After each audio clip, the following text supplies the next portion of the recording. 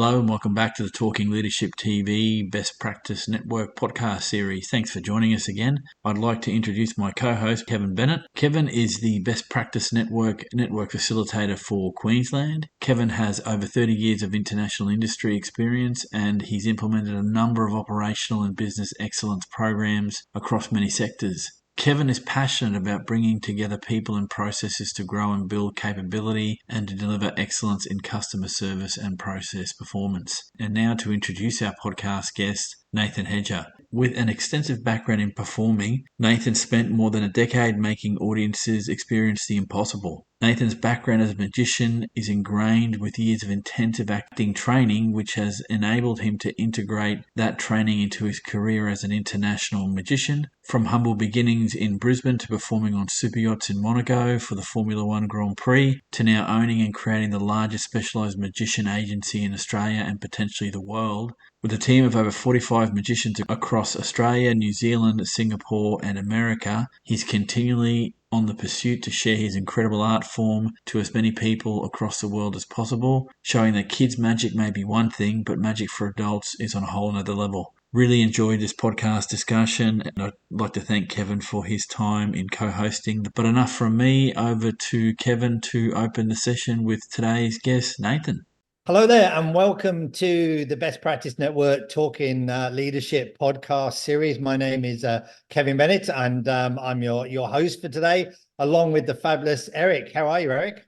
Good, my friend. How are you? Very, very good, and really looking forward to this one in a number of ways. So I really would like to welcome Nathan Hedger. He's the CEO of Omegan Entertainment. How are you, Nathan? I'm great. Thank you very much. Thanks so much for having me. I'm really excited to be here. Yeah, and we are as well. Just back from a big trip from the US, which I'm sure we'll talk about. So, as you know, in these series, it's really about understanding people's leadership journeys, understanding the key lessons they've learned, and then talking around some whatever is very, very topical that we're all learning through our own journeys, but also what we're hearing about and what's happening around our different networks. So Nathan, keen to I think you need to introduce your business because it is slightly different from our normal businesses and normal roles, and then just introduce yourself and then how you've got to where you are today. Yeah, fantastic. So, well, my name is Nathan Hedger. I've been performing magic for about 10 years now professionally.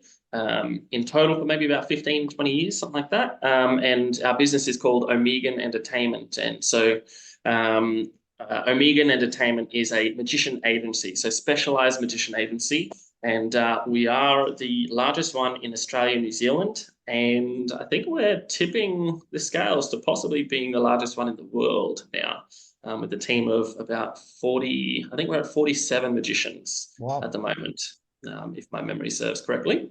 And so we specialize in magic for adults. So things like corporate events, product launches, brand launches, corporate schmoozing nights, things like that, corporate Christmas parties, but also private functions like weddings, birthday functions, bucks parties, hens nights, and even all sorts of things. So that's a little bit about it. So 10 years, 15 years, what was you doing before that then? Do you always had a thing about magic, or was you suddenly had this epiphany and went, I'm off doing something different? Well, it's kind of funny. I've had a few different careers over the years. I actually started off studying acting. So film and TV acting was what I was passionate about, and I did that for about 10 years as well. And I studied that at university. I studied that at some private colleges as well. And so that was what my main goal was. But over those years, I also had a main job, I guess you'd say, supporting that. So my first ever job was at Super Cheap Auto. I spent 5 years working there. So I'm a bit of a car nut as well. Okay. And so I worked my way up through into a management role there, and then left there and went into pest control out at the mine. So complete shift. Yeah. I did that for about 7 months, and then came back and then ended up going into petrol stations and working at some Coles Express petrol stations, and then getting into hospitality, working at a leagues club, and basically did just about every role you can possibly do in the leagues club, from kitchen hand to bartending, to cleaning plates, to restaurant, to gaming, and even hosting promotions and all that kind of stuff. So and it kind of led into magic through all of that. Somehow I actually met a magician probably about 14 years ago, I think, back when I used to go to church, and he was touring around doing what was called gospel magic, and he performed shows at churches, and I knew a trick deck of cards I'd gotten from the markets, and at the time I was still studying acting, and I showed him that trick. It was pretty average back then. But he told me where to go to learn some more. And a few years later, while I was doing some private courses for acting, we reconnected, and he ended up putting me forward for a job for a private part. So that's kind of like the introduction. Well, and I'm just looking at all those roles, and I can see how you must have to use some of all those skills in those different roles with working with the groups, and just to let everybody know, and we actually met recently, so we're both doing you're doing the CEO Sleep Out, aren't we, this year? Yeah, absolutely. And so I'm unashamedly going to give out a call out here, Eric. So we're both doing the CEO Sleep Out. We're doing it in Brisbane in June. We are part of the GOATS team. And now last year, we established the record of raising over 300,000 for last year for homelessness. And we're aiming for 500,000 to 600,000 this year. So if anyone's listening to this, come and support the GOATS. Come and support myself, Nathan. It's a fantastic cause. So that's how we met, because Nathan walked up and said hello and started doing some magic. And I thought, this is great fun. This is great fun. So Nathan, how would you describe your leadership style? I would say my leadership style is a little bit more, I guess you'd say, calm and collected, I guess you'd say. I have a bit more patience than my 2IC in Melbourne, we'll put it that way. So when I feel like with my teams and everything, I like to try and take the softer approach of training them, coaching them if there's any mistakes that they make. Often it's me breathing internally, going, okay, no, let's not approach this in the wrong way. Let's coach them and try and teach them how to be better and how to fix it and not make the mistake in the future, kind of thing. Yep. And I suppose that must be quite. I like the calm and collected, because I think a lot of us could do with some more of that to deal with it. And I think I want to explore this a little bit more, because your team, you and your team, are obviously real that external focusing and how they has that instant reaction. So I really want to explore that coaching, learning, mentoring phase that you do have, because it's really coming up as a more and more, especially with skills gaps we've got at the minute. And what we're seeing in the industry is you need to nurture your team and bring them along. But I'm really interested. I'm going to come to you about how you do that at the very start and watch the process. But with you and your team, it's there, it's live, it's instant, it's it has that dramatic effect and impact as well. So how do you? Wow, they're exactly like that. And Eric, you missed it, Matt. You missed it. I'll be able to see it on the re-record or the edit process. Exactly. I was going to add one thing, if I could, sir, Mr. Kevin. Nathan, the other bit that is of interest to me is your communication strategy, like for yourself, because given all the industry sectors in which you've worked in, and some of them are really high stress, and I'm thinking of the Leagues Club here, that worrying about the other is critical to providing a good service. And so I'm fascinated to find out how that translates to how you do your leadership. And I think that's underscoring everything that Kevin wants to talk to you about, that coaching and mentoring around skills gaps, because I have a theory here. I have no literature to back me on this, but if you're going to take a coaching approach and you're trying to deal with skills gaps, the last thing you want to be doing is having a short fuse, or not wanting to understand that at times there are going to be stuff ups and you need to learn from that. So I'll leave Kevin to go first with his questions, and we'll come back to the comm stuff later. So over to you, Kevin. Sorry, mate. No, that's great. So again, I suppose I wanted to just go back to, so your leadership to 40, which is fantastic, and great to have you as part of the largest Australia New Zealand. And it sounds like you're going for the global game as well, which is fantastic. So what's your leadership structure within the business? So let me just clarify. So you're CEO, and do you call yourself chief magician, or what do you call yourself? You know, it's funny because I actually wasn't the one to call myself the CEO originally, but it's all my team that were like, oh, hey, this is our CEO, this is our CEO and stuff. And I'm just like, I feel like I'm a little bit more humble. I just call myself, I was like the director of the business. That, you know, I'm also a magician and stuff, but I kind of try to think of us as all just one big team. But everyone else is like, oh, this is our CEO, this is our CEO. So I'm like, all right. But basically, it's me here at I guess the top. I own the business, I run it, I started it. But then there's my 2IC. His name's Nick, and he's based in Melbourne. He was the very first magician I brought on board when I started the agency, and between the both of us, we basically built this from ground up. So he's been there since day one. And he's also a state manager for us. So he looks after the whole of Victoria. Okay. And so basically, he's a 2IC in the whole business, but also manages the whole state of Victoria. The other people in the business, I guess you'd say, there's two more main people. There's James, we call him Lopez, but James, who's based in Colorado in the US, and he's basically the state manager for there. And he helps us head up some of the US things. And then there's Alexa, which is our executive assistant, and she's phenomenal, and she basically helps tie everything together, which is fantastic. So I basically oversee everything. I also run all the other states in Australia and New Zealand, and then I also run everything in the US, and we're looking at doing some stuff in Singapore as well, because we've got a team over there now too. Wow. Okay. So just going back to your number of roles that you've had, was there a leader that you come across that stood out for you? And if there was, and I'm happy to hear good and bad examples here, what's resonated or stuck with you as part of your own leadership journey?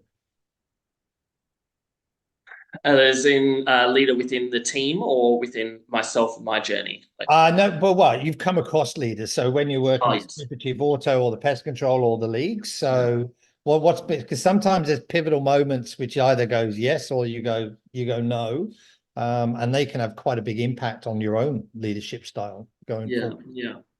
I think I had a really good relationship with one of my managers back at Super Cheap Auto. Back in the day, I guess he was a very good leader in my eyes. He knew how to manage the team quite well. He had a good way of handling just about any situation, which I really liked as well. His name is Michael. He still works for Super Cheap actually, but he works in their head office now doing some other things. But I think for me, watching him as a manager looking after a team of people and the way that he handled it all, even all the blunders and the mistakes and things like that, it was very much that kind of style. Now that you mention it, that cool, calm, collected kind of style. He helped teach you how to do better and not make the mistakes in the future. There's been a couple of leaders, I guess you'd say, over the years in various roles that have been the opposite, where I've gone, oh, that's I don't know if I want to keep working here. I think Michael would probably be one of the positive influences in that leadership kind of role for me over those years in those different and I think it's interesting, especially with the background you've got and obviously what you're doing now. And I think Eric picked up on it as well. Some of those roles are pretty high intensity, high pressure, very external facing. And I think and again, to be interesting what your thoughts are, but if you're a manager in an organization where it's very internal focus, it's a real different game when you're having to deal with customers or clients, external and other services, because you almost don't have that different set of eyes or different set of pressure. You've almost got that customer service link in you. Yeah. doing the right thing. Is that, do you feel that's been an impact as well? Absolutely, absolutely. I think, with the whole hospitality side of things, that's been a big help and influence for my own growth in my own business over the years, because of the fact that I've been able to, like, you're spending that time with the customers, as well as you're doing the behind the scenes, in all these various different roles. But back in the hospitality side of things, there was always someone that was, it was always challenging trying to do the job while doing the customer service side of things and please both Yep. at the same time. Yep. Because there was always a supervisor on the job side of things that was always wanting more, but then they were wanting me to keep doing the customer service side of things, but they were wanting more from the other side. And then you're trying to do the customer service side of things, and it's just kind of clashing because you can't do everything all at once. Yeah. I don't I know if have a that answers the question. question. No, very much so. Sorry, Kevin. I do have a question for you, Nathan. You mentioned before that you are the founder, the director. You've now taken on the title of CEO because everyone in your team is calling you that, which is great.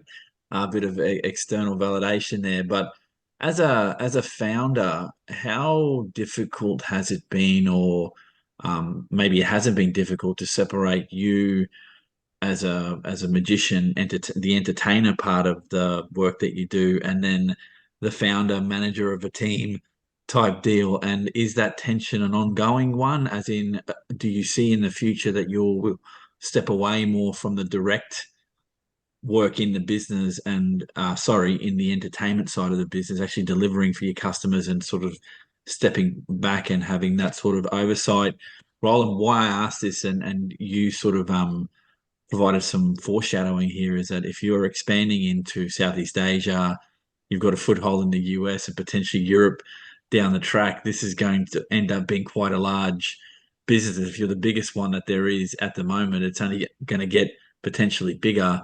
Have you seen that this choke point is coming for you? And if so, are you thinking about it, or have I potentially made you think about something you don't want to be thinking about? No, look, you're 100% true. This is something that has been a big thinking point for me over the last few years in particular.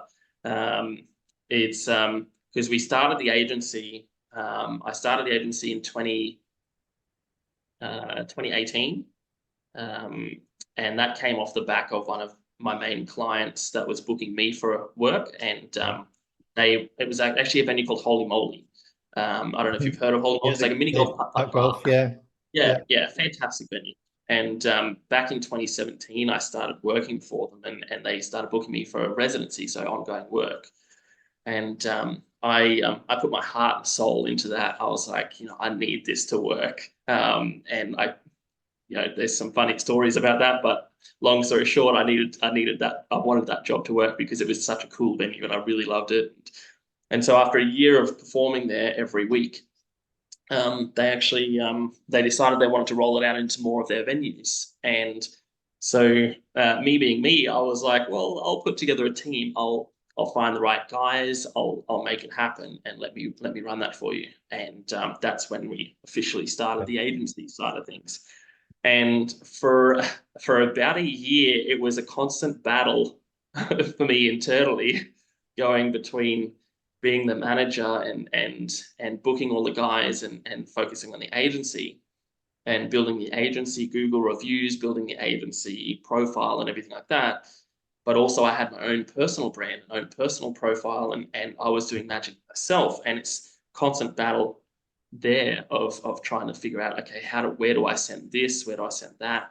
And as things grew, and in particular, now that I've focused more on the agency, and I've kind of started to let my own personal ambitions kind of drop away a bit, I guess you'd say, because I've realized that the business needs me in more of a CEO role, more of a higher business kind of role to help it grow. And it's a constant battle where I'm like, oh, I love performing, I really love performing, but like this year in particular, for example, I think I'm probably going to be overseas for a good chunk of it. Like I've got another 2 trips to the US that I've got to go do. I've got 3 weeks in Europe. I'm performing over in Monaco and for the Formula One Grand Prix with a supercar company over there.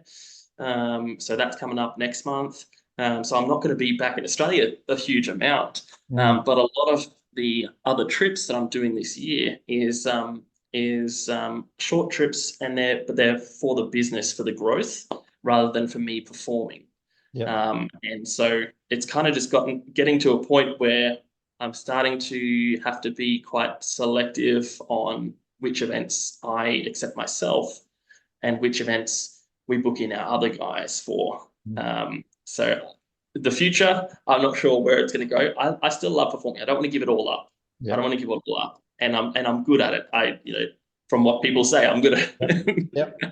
It's that same tension in some of the discussions I've had with Kevin and others, particularly those in the entrepreneurial space, that you've built this thing, this creature, your baby, to a certain point, and at some point, are you in the business? How are you serving the business, or are you standing back and doing the strategic stuff? And I think it's a great tension to have, particularly if you're growing. But if your passion is to perform, then one of these things is going to suffer. Some of the conversations I've had, founders like yourself, those that have built successful businesses, have almost had to come to a point where, no, I need to appoint a CEO to do this role, and I might become an ambassador for the business. I might perform more in the business, but not do the operational stuff. So that tension's an interesting one. And look, it's a good problem to have. It's not, I'm not saying it's a bad thing, but my interest in as a professional here, and Kevin may have a view of this as well, is that if you're doing what you really love, which it sounds like it is that you do, then it's difficult to make those choices as they come up, because your attention's going to be pulled in so many different directions. And how do you do the core job, and which of those jobs is your core job? So, It's interesting because, especially after I've come back from this latest US trip, which I spent 5 weeks over there, and it's interesting because one of the things that I've realized that I myself excel in is being able to build relationships. And that's something I really enjoy. And that's something I'm passionate about, is building relationships, because I think business is all about relationships and having connections with people and working together to help each other grow. Because like, as you guys would know, you can't grow on your own without working together with other people and without supporting each other. And I think the further we progress with our business, the more I'm realizing that I need to start taking off some of those hats. And the E-Myth Revisited is a great book that kind of explains about those all the different hats and stuff. And as like what you were saying about the daily operations, I'm starting to let a lot more of that go and start handing that off to some of the other people in our team. And we're going to have to continually start expanding our team in the admin and operations kind of side of things to help cater for that. And I think long term, where my role is probably going to sit is more that business relationships at the higher end, so to speak, of dealing with that kind of thing and the growth, and then performing more for those kinds of events, to showcase what we do and performing for those kinds of things. So I still get that little bit of performing. But we've got a team of incredible magicians. I need to start letting some of that go. Yeah, and it's a real dilemma, and I suppose we've learned a lot. And again, really about that entrepreneur founder when you go to that point, because there's an element of, I've got my passion, want to do it. It's what gets me up and going. I also want to grow the business, but I think there's a third element there. There's also still being connected to the business and what your team are having to deal with, because as you grow, you're doing the Monaco Grand Prix and you're doing. So if you need someone to carry your bags, I'm there for you. It's not a problem. I'm always willing to do my bit to help anybody along the journey. but I suppose part of this leadership in is staying connected enough to business that you know what your magicians are dealing with as well. Because I can imagine, all your team will love, but there'd be certain events where everything just goes smoothly. It's well coordinated, it's well managed. You've got great hosts, and everything just works. And there'll be others where, and we've all had those days, which is just, despite the best planning, it's a dog's breakfast. It just completely. And I suppose part of that is about how do you understand that as well, so you know what your magicians are dealing with. So so there's a bit of connected piece there. So what's your style? Because there must be some times where some of your team just come back and said that was a waste of time. I'm done, or I'm not going back. What's your strategy there? Because dealing with those internal, I'm trying to grow the business, I'm trying to do that. How do you still stay connected with those type of opportunities?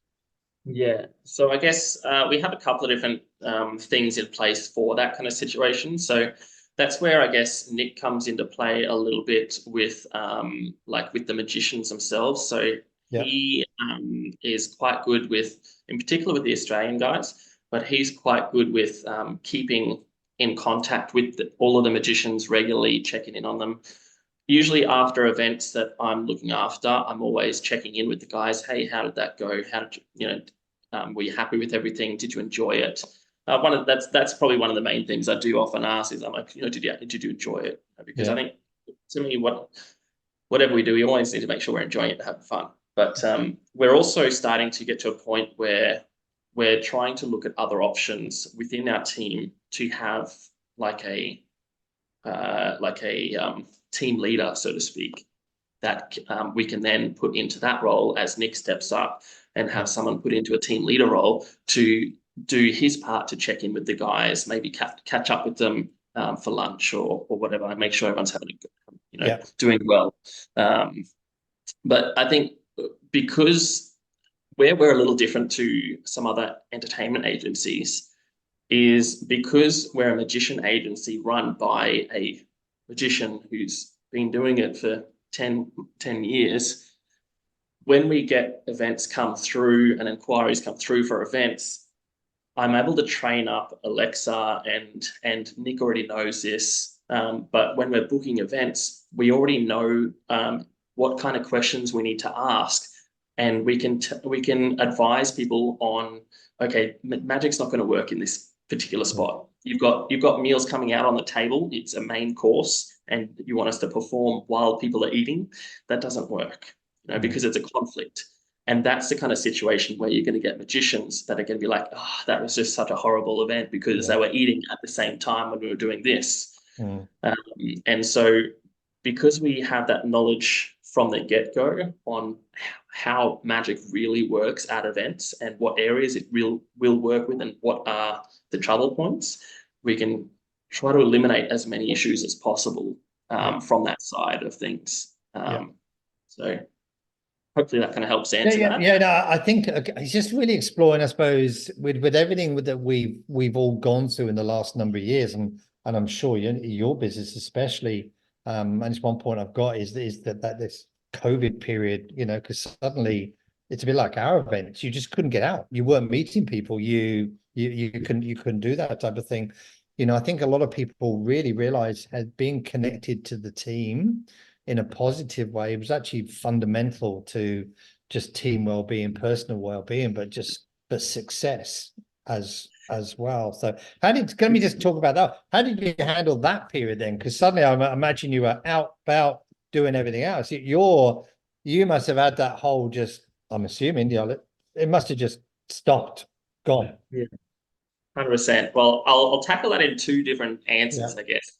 You were saying about having people work together as a team and having that team building and all that kind of stuff. I'll quickly address that if that's all right. It's interesting because magic as an industry is very solo, very independent, and everyone's constantly working and to fight against each other basically for the same inquiries, for the same jobs, and for ages now it's just been such an individual kind of industry and a solo industry. And what we've been trying to do with Omegan Entertainment is change that whole thing. So we're not competing against each other for the same work, but rather working together to just grow the whole industry. Yep. Because the way that I see things, which is a little different to some of the other guys, but the way that I see things is like if I was to walk into the center of Brisbane City, into the very center there, stand there in the middle and turn around and look around 360 degrees, I'm not going to see one business. I'm going to see like 500 businesses. And if we're only getting an inquiry from one of those businesses for a corporate Christmas party, there's 499 other businesses that don't even know we exist, that don't even know that they can have magic and magicians at an adult function. You know, so where I see things is like, instead of us all fighting for the same inquiries that are coming through Google, we need to be growing the whole industry by just telling more people about what we do, and then having, you know, everyone know what we do so we can expand all and work together as a team, rather than fighting against each other for the same jobs. It sounds like you purposely wanted to be a disruptor, or was it by chance that you were? And I don't mean disruptor in a negative sense. I mean in terms of what your industry is doing, because it sounds like it's not typical of what other magicians would do. So did you do that on purpose, or was it a happy accident? Yeah, I'd say it was probably a little bit of both. It originally, I guess, when we were starting to expand the team, then I kept running into these issues where people were afraid of losing out on work that they might already be getting. And it's like, okay, well, I need to change this. I need to change this whole perspective, this mindset, but also I need to change the whole industry. So I guess it was when I started running into that kind of issue that I started going, okay, this has got to change.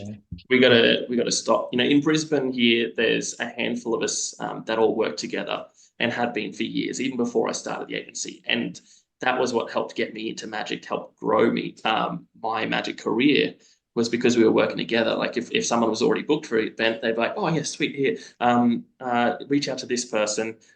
He's available and he'd be perfect for your event in my place because I'm already booked, things like that. And so there was a handful of us up here that were working really well together, and we still do to this day. And we were acting kind of like colleagues, individual businesses, but acting as colleagues, which was really nice. And that was the kind of thing I wanted to try and expand into the other areas, and that mindset into other areas, but, you know, kind of 10x it basically. So yeah, it kind of came from necessity and by chance, a bit of both, if that makes sense. Yeah, no, it's interesting. Can we just explore? And I want to just come back to that. It's something I'm else working on. But so just talk about this period. So we all remember that day, or it almost feels like a day. To me, it's one of those days where it suddenly resonated. So how did you, again, because you're a founder, I mean, that at that time you would have been on that real big growth, and I'm sure you had all this momentum and all these great plans. Just describe how that was for the industry, for the business, but then you as a leader as well. Well, yeah, absolutely. Well, with the COVID, I don't know, the COVID.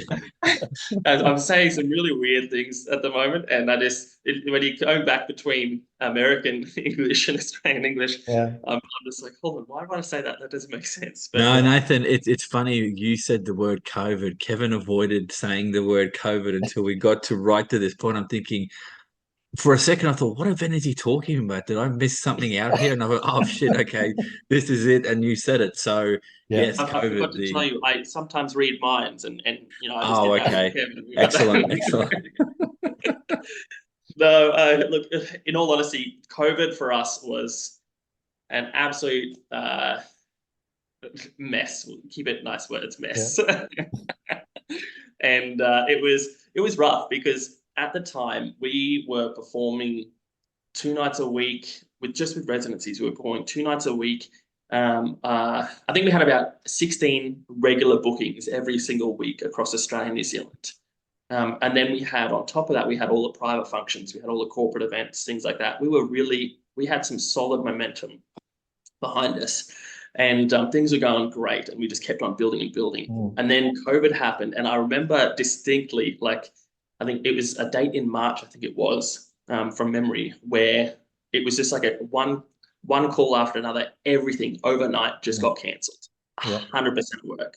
Yeah. Not even just a little bit, it was 100%. Everything got cancelled because everyone went into lockdown. No one could go out. We lost 100% of work overnight, and it was rough. It was so rough. And then the other thing that kind of doubled down on that is, in Australia, obviously, we had the JobKeeper that came out. And with our team, they're all contractors. Yeah. Okay. They're not employees. Yeah. And so I'm sitting here and I'm thinking, I really want to help out our team. I want to do everything I can to help them out because they're all struggling and they're my team. They're my family in my eyes. Whether it's two-way street, I have no idea. But in my eyes, they're my team. I want to do everything I can to look after them.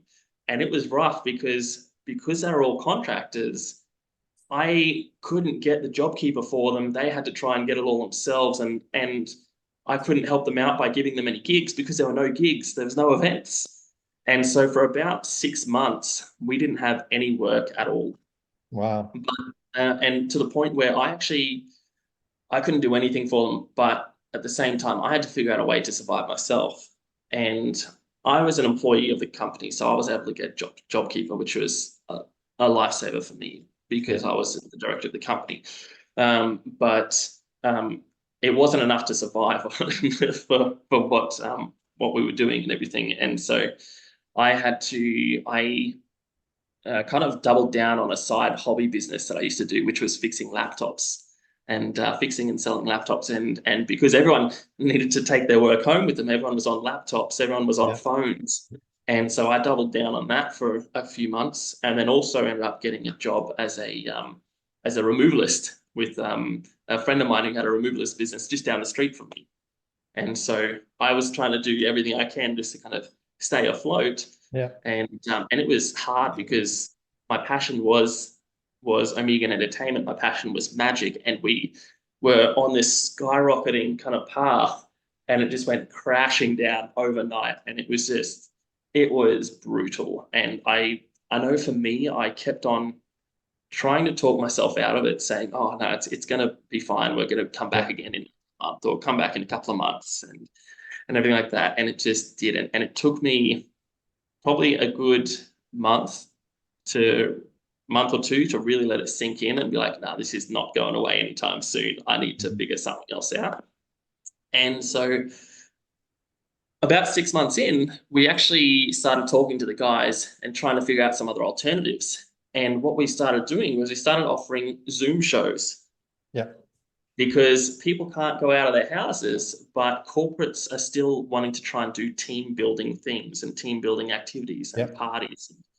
All the Christmas parties got cancelled, all the financial functions, all the team building activities got cancelled. And so we actually started offering Zoom shows. And I remember one of the biggest ones we did at the time was for ANZ, I think it was, and it was for 500 people all across Australia.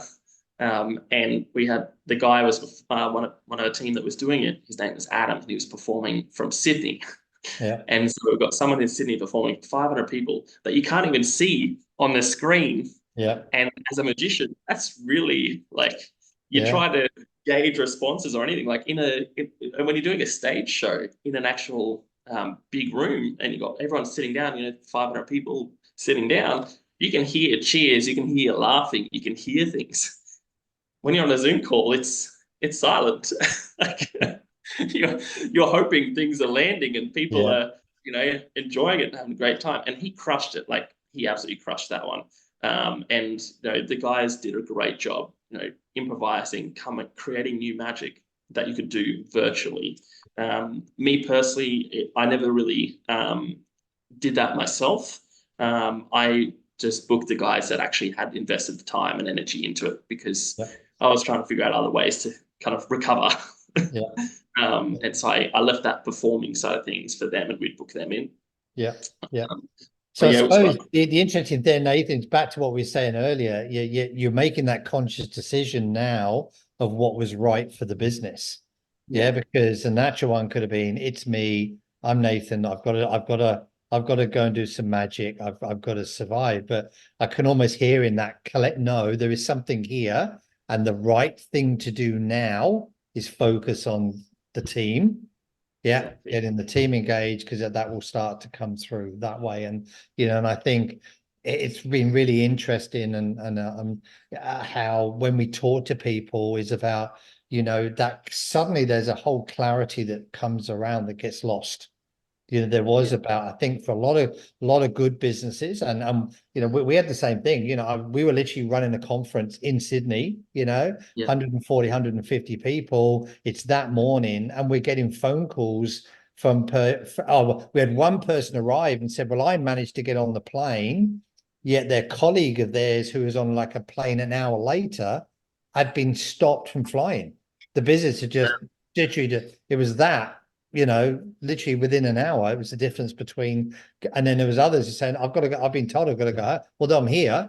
I've now got to go home because I don't want to be locked down and everything else. So it was that thing. But I think while coming back to this, suddenly there was this, okay, you needed to deal with yourself personally first, then they become that team and everything else. But I would imagine for a lot of business, there's certain clarities.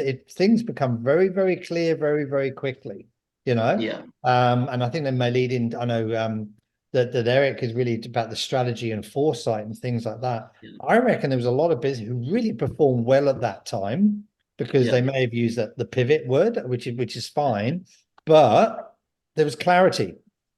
Yeah. And I think there's coming out of that now, once we come out of it, is, I think, again, it's another fundamental lesson is however busy you are and you've got remote, different countries, different time zones, the communication was back to and clarity is so important. People have really Yeah. got to know where they're going. 100%. And even I guess you'd say jumping on opportunities and doubling down when you see the potential for something to work. Like, towards the later half of the year when we started coming out of the actual physical lockdowns, we'd never done school formals before, ever.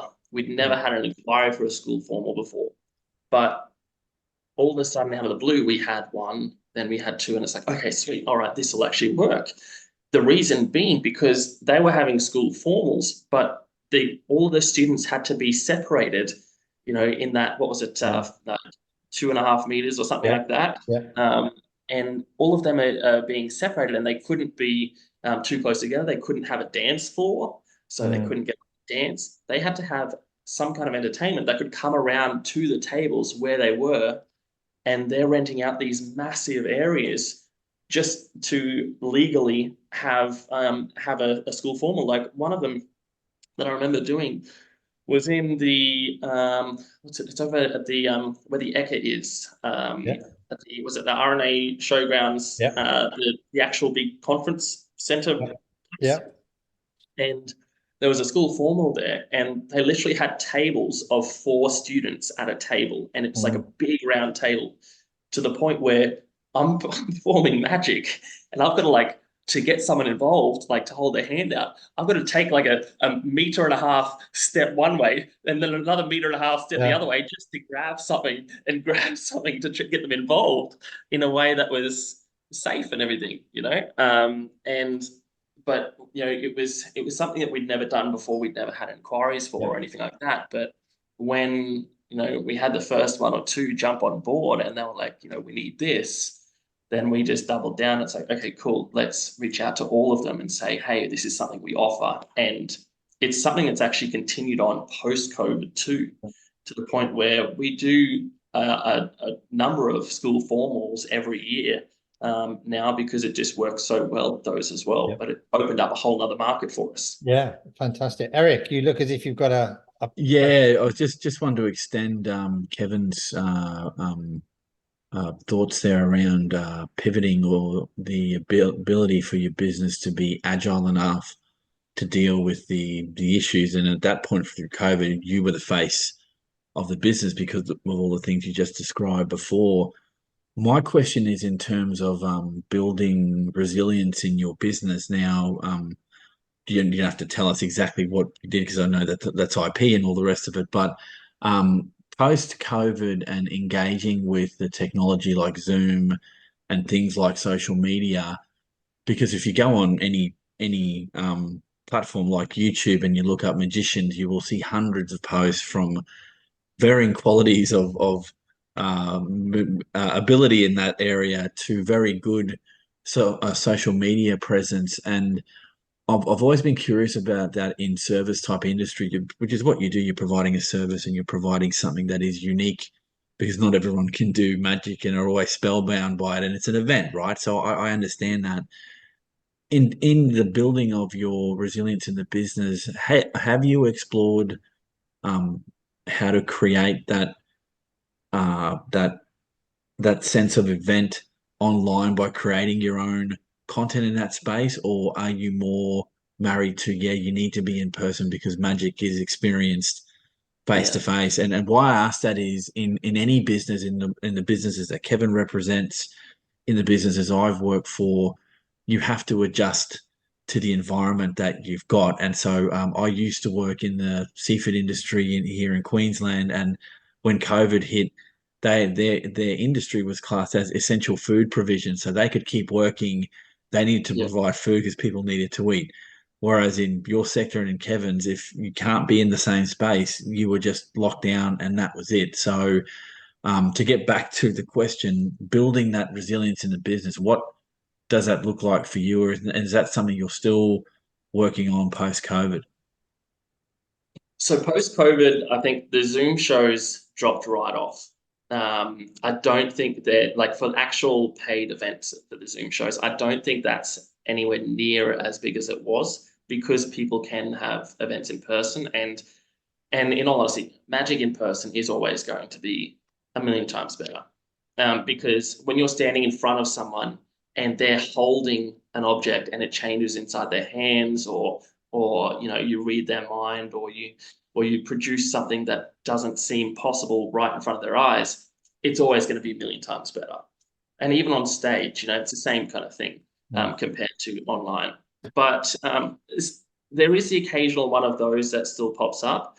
When you talk about like social media content with like regular magic videos and things like that, for me personally, it kind of goes back to what we were saying earlier about choosing where your role fits within the business and where to focus on.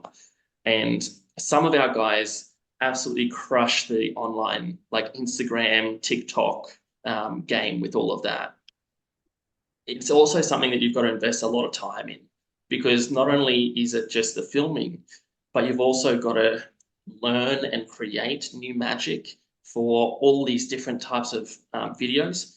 You've got to rehearse it all and everything like that. And then there's also the filming and the editing. And so it's a whole process just in that side of things. Yeah. And I think for me, that's not an area that I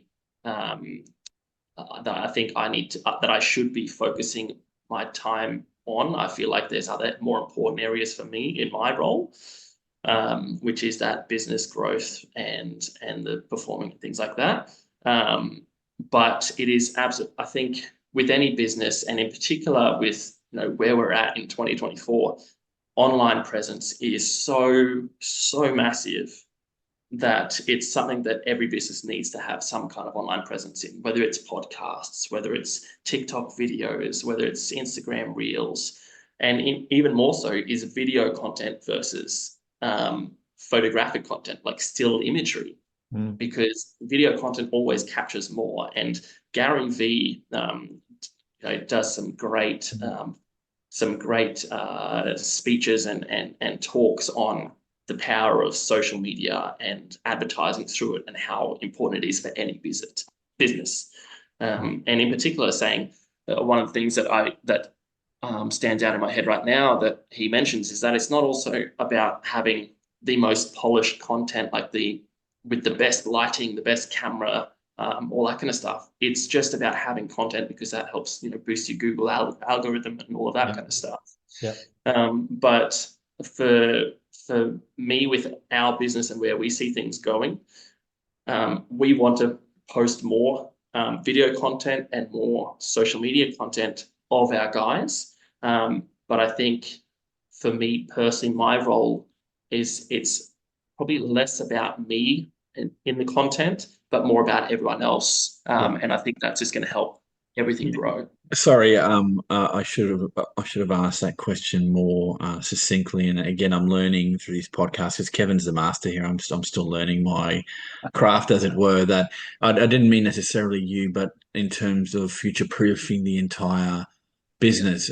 Because I personally see that, and much to my regret, that people are living on their phones and wanting to see things, and there's a generation, and that generation is aging, and myself and Kevin are in that generation where I would rather see magic performed in person, because there's a connection there that you don't get online. But there are a lot of people that can't leave their homes, that want this kind of content. And for corporates and other things, I think the online world is there, and it sounds like you're already there. But in asking the question, it's more around, yeah, you are thinking around the nuances of all the things. Just, you don't have to be doing all of it. And that's quite a healthy thing too, because if you were doing everything that your business required to make it future proof, you'd never do anything in the magic space, because you're working on the business. And that's the tension I was talking about before. As a founder, this is your baby, and so you want it to work. And so your time is probably more precious now than it was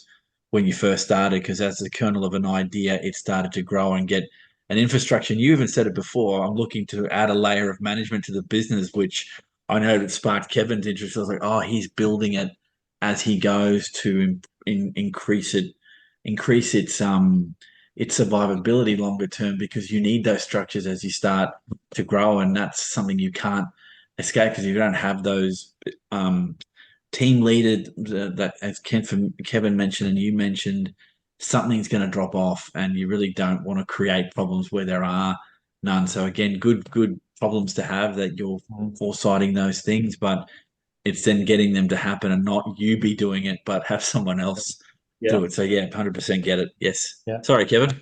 No. So I want to just come back to a point, because I'm looking at how, again, I'm always amazed how quickly time goes here, and we know we can do. So maybe we'll have to get you back again, Nathan, I think, on some other things. But can I just go back and again, is you picked up on the point here, and I suppose it's a two-edged question here. So I've really got something we've been working around, and we talk about it in our network, is what we call the cluster type mentality of businesses or regions. And I do a lot of work on the Sunshine Coast, and obviously we've got our regions around, and they talk about the 3 C's, and they basically say, if you really want to be successful as a group, you've got to know when to collaborate. So that's the time where you've just got to get in and do it. Then there's a cooperation element. Oh yeah, we just work together, or I agree not to go over here and you do this. But the third one is, you do need that bit of competition, because that's what keeps you honest and true. And it sounds like, that how competitive, because I suppose company secrets, you've got company secrets and mentioned IP, but some of your magicians must have, they've spent hours developing how to turn a pen into a submarine, or whatever the case may be. How do you tackle, because there must be some times where you go, that's great, can we do it elsewhere? Is it how and how do you deal with that type of, because for the greater good, that would be something that could take you to the next level as an organization? So I guess with magic itself, with what the guys are doing, a lot of the guys have their own style. With magicians, we could have 3 people that could all perform the same trick, one after another. But because we all have a different personality and a different style of performing, that same trick can look like 3 completely different tricks to a general audience member. And so we don't control what the guys create. We don't control what they come up with. That's their own kind of thing, because all these guys have their own businesses. Like they were a magician before they met us. And so we don't want to stop their creativity. We don't want to stop any of that. And so when it comes to, unless we've specifically hired them to create a specific product for us, for a specific client, a lot of their property is their own property, so to speak. The only things that we do is how we do kind of limit and control some of that is we'd ask the guys if they're going to a corporate event or they're going to a private house party or something, to try not to do the scary stuff that'll make people throw up their drinks, like it's got to be appropriate magic, like you can't have needles going through arms or anything like that. It's got to be like appropriate to the types of events. That's, I guess, how we kind of limit things a little bit, but like they're free to create whatever they like. They're free to expand however they like. Did that kind of answer the question? And it was, because I think, and again, when you're trying to grow a business, entrepreneur, and obviously you're into that type of stage, is you want your teams to get out there, do things, try things, but you also, there's some boundaries here as well, because and I suppose it's one of the points is a takeaway for me, and we're going to come to those in a minute, is that situational awareness is so important, because there could be you're doing so. There might be something when we were at the CEO Sleep Out, another plug, and we're doing the launch. There must be times where, and I suppose it's a bit of a real trick from a leadership point of view, that where you suddenly go, this is not right, or that next thing I was going to do, do you know what? I'm not going to do it. Exactly. Yeah, because I've got a feel or gut thing, or I'm getting a look on someone's face to go, don't take me there. 100%. And the way that I kind of describe for example, we'll just take close-up magic, for example. The way that I describe close-up magic is that it's pardon me, it's an audition. Every single group that you go to, you've got to audition to get their attention and to win them over. Every single time you're trying to win over every single person at that group. And so you might have your certain tricks and magic that you're going to perform for that particular group, or that you might have in your standard repertoire, but you've got to be aware enough and situationally aware enough with the people at that group to go, okay, well, this isn't going to work with this group, or my comedy in this style isn't going to work with this group. I need to adjust it. And so with each group that we go to, we'll try to get people involved, but we'll also try to accommodate the magic and the comedy to the people in that group and how they're behaving in that time. Like, you might get someone that's been an absolute dick, but we still want to win them over. At the end of it, I want to be their best friend. And you want to do it in a fun and enjoyable way that they don't feel like they're getting picked on. And I guess, I've lost in life. But I guess one of the things that like with magic, for example, one of the things that was explained to me very many years ago when I first started magic is magic trick might go from start to finish, right? But the actual magic trick itself is only this little section over here. The rest of it is the storytelling, the comedy, interaction. And that's the important part, that every group you go to, you need to make sure you adjust and work with to make sure you can connect with everyone. Now, do you know what? I think you've just picked up on a great point, which I think we need to go on to another topic here. And I'm loving the lights going out, and you just have to adapt quickly and keep going. So there you go on the stage. But we talk about this when we talk about our events and activities and forums, and when we talk with our members. It's like you say, I am just giving you this product. You've purchased this product. But the whole journey from the start of interaction to the time I engage with you to the time I turn up, deliver and close out is critical. It's that whole experience. And I think sometimes as a business leader, we can just worry about, I've just got to deliver magic. I've just got to be there and deliver the card trick. You forget that whole journey. And I love the audition word. I think it's fantastic. I'm going to start using that one. Is about you, because if you don't feel that way, you're not going to give it 100%. Exactly. You're not going to give it that 100%. So and that also, like, the energy for me, like, my background, as I mentioned, was acting in something called the Meisner technique. And the Meisner technique, basically in a short version, teaches you to stop thinking about what your scripting is and what you're going to do, but deliver it based on how the audience is reacting. So you're reacting to how they're behaving and where they're at right then. So you're always adjusting where you're sitting to match their energy. And I think whenever I approach a group, it's like, okay, I need to come in there with the same kind of energy with where they're at and try and match that to be able to connect with them. Like if you come in with energy that's like through the roof and they're sitting about here, they can be like, holy cow, what's going on? Like, just chill, dude, chill. Yeah, no, exactly right. Yeah. You know, when you're approaching a group, whether it's a sales, whether it's at a trade stand or a trade event, which we do those as well. Yeah. Shameless little plug there. Whether it's a trade event and you're trying to bring people in and approach and sell them a product that you've got, you've got to match whatever energy level those people are at. You know, whether it's trade event, corporate event, private birthday party, you know, the 18-year-olds or 50-year-olds. You know? Yeah, no, it's a great point. I love that one, and I think it's a great point that a lot of us can take away in terms of how much have we just come totally focused and lost, you know, what everything is going. So what I think we're going to do here, and again, been fantastic, and I think we could talk a lot more where we go, is just what I'm going to give it, just with you to have a little think. So what would be your leadership tips here, Nathan, at the minute? You know, your couple of top tips.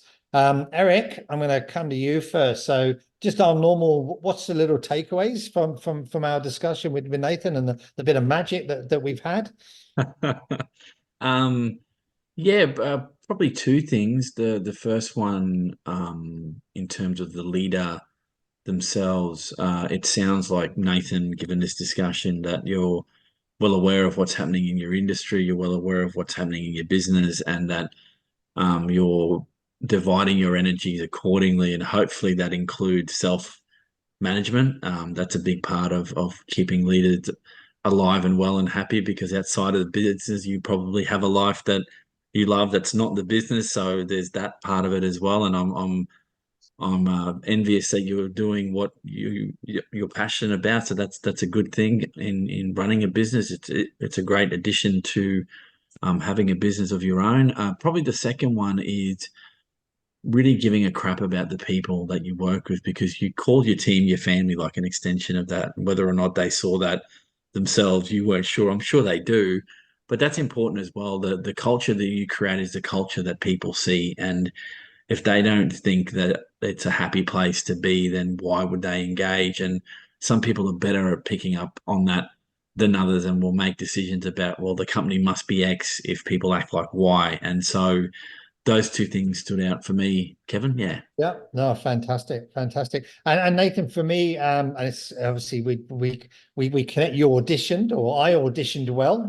when we met, because obviously we've come back together. So I would take that. But I think definitely that right style of leadership. You know, knowing the situational leadership, and right from the very start, and how you come through. For me, the situational awareness. I think it's. And again, from a leadership, understanding where you are, but then obviously what your team needs, and how you then transfer that out to the wider business as well. Because again, I can have a great product, great service, but if it's not matching what the customer needs, or back to what Eric was saying, if your style is not matching what your people need, you know, it can very fall over. And I know I said it before, this audition, I just really resonating with me today about, if you're not keeping that tension about, yeah, I may know this group, or I may know that person, or, you know, they're a good friend, or that type of thing. If you're not in that audition type mindset, which is, we always talk about it, if when our members and our attendees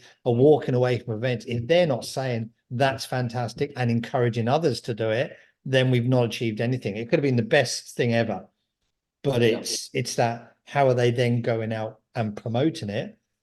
But you've also got the point is about checking in with your team, because if your team are not walking away with going, we enjoyed that, the next time you say, how about this gig, they're going to go, forget it. Or I'll do it, but I'm not going to deliver at 100%. Yeah. And I think that's great from that point of view. So some really fantastic takeaways and new takeaways for me, which is always great. So just to close off, Nathan, there, and I know you still haven't got any power, but that's all right. I don't know what's happening. That's only right. So if we were just here and we just like to do this and just from a leadership basis or from a entrepreneur startup basis, if I was saying, and I'm not going to do this, set up my own magician business because I'm lousy at it, but to talking to the people out there, and it could be some young people out there who are dealing with, what would be just a couple of your leadership tips? I think one of them would probably be if something, which is something I'm always trying really hard on, is if something comes across your desk or on your phone or whatever that might be a problem or an issue within the business, then make sure you take a breath. Just take a breath. Don't try and just take a breath and process it. You never want to deal with a situation in the wrong frame of mind. So I think whatever situation might arise, just make sure you always step back, breathe, process it instead of letting your emotions get the better of you, to then be able to talk about it and deal with it in the right kind of manner. So that's, I think, probably that's a big thing for me. Because I think the second thing is that the people in your team, it's always hard to try and let go of some of the power and trust in other people to do the right thing. But I think it's a bit of a two-way street. You've got to trust them and they've got to trust you. And so if you can make sure you trust them and look after your team, then I think everything is going to be fine. Yeah. Because the team are the ones that are representing you. The team are the ones that are out there doing the performing in our sense. Yeah. So I've got to trust them to do a great job and trust in all the hard work that we've put in to try and find some of the best magicians in the country. Yeah. And trust that they are genuine good people that are going to do the right thing. And I think, having a good team of people that you work with and looking after them and trusting them is such an important thing. I think that's two fantastic takeaways, Nathan, and I think it's set the scene for us right at the very end here. So can I just thank you, Nathan? It has been an absolute pleasure this morning just to do this, and great to keep on connecting with you, and looking forward to June to the CEO Sleep Out and whatever magic you're going to bring there, and I'm sure Absolutely, likewise. Yeah. Did you want to see a quick one? Yeah, come on in. Let's do it. All right. Go on in. Now, look, let me shift this back. We're going to adjust a little bit just to finish off for you. And I'm going to bring it down here just so we can see. Now, you obviously know that magicians use cards quite a lot for their magic. And what I've got here is I've got something a little bit different. I thought we'd try something a little bit different. Now, do you believe in fate and destiny, things like that? Yeah, I do. Yes. Yeah. I do. Well, what I've got here is I've got a packet of little tarot cards. Let me bring these ones out here. So you can see here we've got a whole bunch of different tarot cards. They've got different pictures on them and things like that. I'll go through them slowly in a second.